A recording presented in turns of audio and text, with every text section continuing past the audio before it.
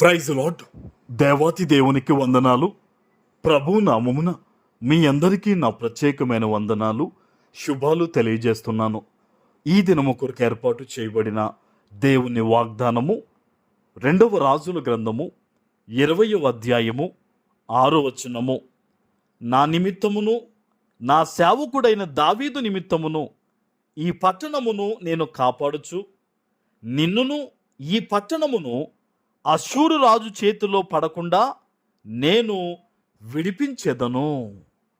దేవుని నామానికి మహిమ కలుగునుగాక. ఈ ఉదయకాల సమయంలో సర్వ సృష్టికర్త అయిన నీ తండ్రి నిన్ను ఆశీర్వదించి గొప్ప వాగ్దానాన్ని నీకు అందిస్తూ ఉన్నారు. హల్లెలూయా. ఆనాడు హిజ్కియాతో దేవుడు ఇంత గొప్ప మాటను వాగ్దానంగా ఇస్తూ ఉన్నారండి. నిజానికి అతనికి మరణకరమైన రోగం వచ్చింది.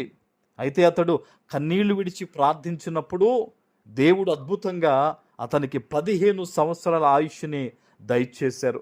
అప్పటిదాకా కూడా అతని రోగము భయంకరముగా ప్రతిదినం అతన్ని తినివేస్తూ ఉంది. అయితే దేవుని మాట వెల్లడి అవ్వగానే అతడు అంజూరపు ముద్దను పెట్టుకోగానే అతనికి స్వస్థత వచ్చిందంట. ఆమేన్.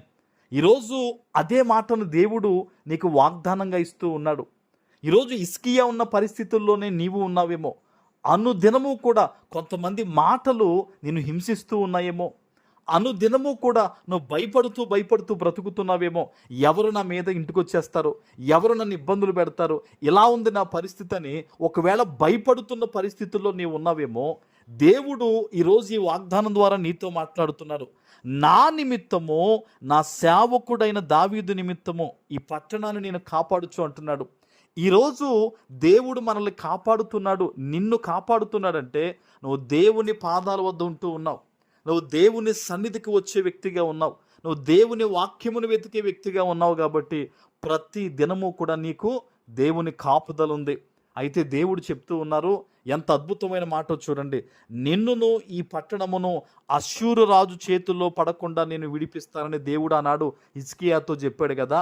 అష్షూరు రాజు ఈరోజు లోకానికి సాదృశ్యంగా తీసుకుంటే ఈ లోకం అనే శ్రమల్లో ఇక మీదట నువ్వు పడవు, చిక్కబడవు, నేను నిన్ను కాపాడుతాను అని సజీవుడైన నీ తండ్రి రోజు వాగ్దానం ఇస్తూ ఉన్నారు. ఆమేన్.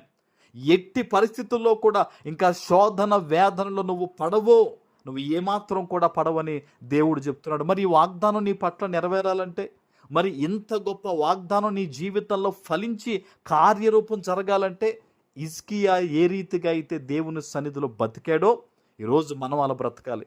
మరణకరమైన రోగం వచ్చింది కదా, నువ్వు చక్కబెట్టుకొని ప్రవక్త చెప్పేసి వెళ్ళిపోతుంటే అతడు గోడ తట్టు తిరిగి ఏమని ప్రార్థన చేశాడు? అయ్యా, నేను సమస్తమును నీ సన్నిధిని యథార్థంగా ఎలా నడుచుకున్నానో, సత్యముతో ఎలా జీవించానో జ్ఞాపకం చేసుకో అన్నాడు. అంటే హిజ్కియా దేవునికి అనుకూలంగా జీవించాడు కనుకనే ఏమైందండి? 15 సంవత్సరాల ఆయుష్ కాపుదల వచ్చింది. ఈరోజు ఈ వాగ్దానం వింటున్న నువ్వు కూడా దేవునికి అనుకూలంగా జీవిస్తే, పాపాన్ని విడిచిపెట్టి సత్యములో గనక నువ్వు నడిస్తే గనక ఎలాంటి పరిస్థితుల్లో నీవున్నా దేవుడు చెప్తున్న మాట ఒకటే, నేను నిన్ను విడిపిస్తాను, రక్షించి కాపుదలిస్తానని. ఈరోజు ఈ వాగ్దానం ఎత్తిపెట్టి ప్రార్థన చేయి. నా జీవితంలో ఈ వాక్యం నెరవేర్చయ్యా, నేను హిజ్కియా వలె నమ్మకంగా జీవిస్తాను ప్రభు అని నువ్వు ప్రార్థించు. యేసు నామంలో ఈ వాగ్దాన ఫలాన్ని ఈరోజు నువ్వు పొందుకుంటావు. ఆమేన్. ప్రార్థన చేసుకుందాం. పరిశుద్ధుడా, నీతిమంతుడు అయిన తండ్రి, మీకు వందనాలు. ఈ ఉదయకాల సమయంలో మీరిచ్చిన ఈ గొప్ప వాగ్దానము ప్రతి బిడ్డ జీవితంలో నెరవేర్చి స్థిరపరచమని యేసు నామమున ప్రార్థిస్తున్నాను తండ్రి. ఆమేన్.